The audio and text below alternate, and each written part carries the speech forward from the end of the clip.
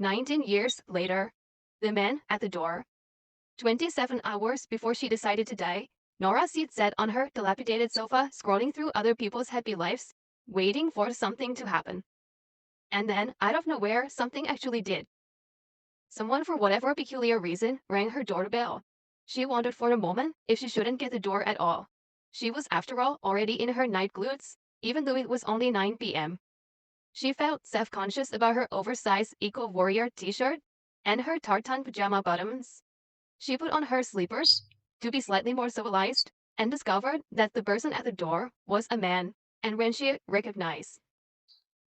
He was tall and gangly and boyish, with a kind face, but his eyes were sharp and bright, like they could see through things. It was good to see him, if a little surprising, especially as he was wearing sports gear, and he looked hot and sweaty despite the cold, rainy weather. The juxtaposition between them made her feel even more slovenly than she had done 5 seconds earlier. But she'd been feeling lonely, and though she studied enough existential philosophy to believe loneliness was a fundamental part of being a human in an essentially meaningless universe, it was good to see him.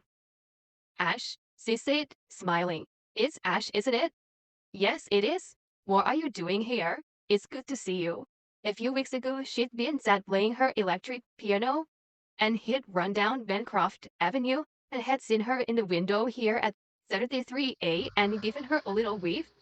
He had once, years ago, asked her out for a coffee. Maybe he was about to do that again.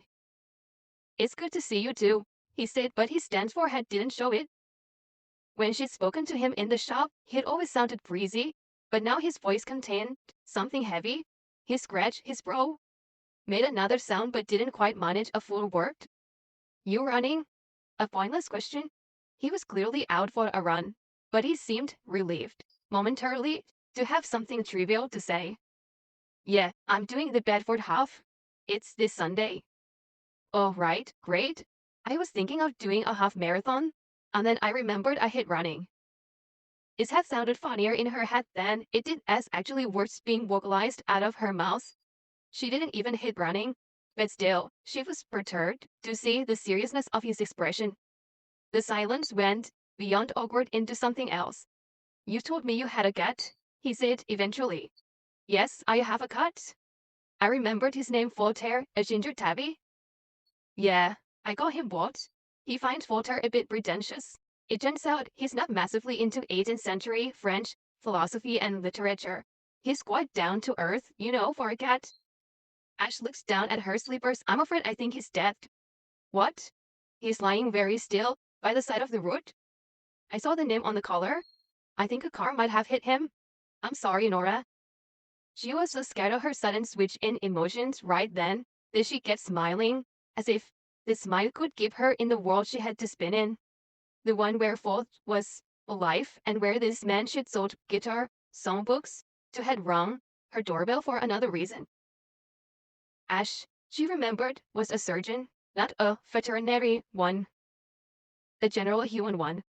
If he said something was dead, it was, in all probability, dead. I'm so sorry. Not a head of a familiar sense of grief. Only the sertraline stopped her crying. Oh, God.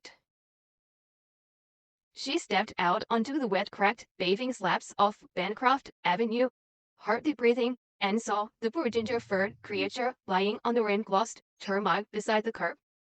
His head grazed the side of the pavement, and his legs were back as if in mid-gallop, chasing some imaginary bird.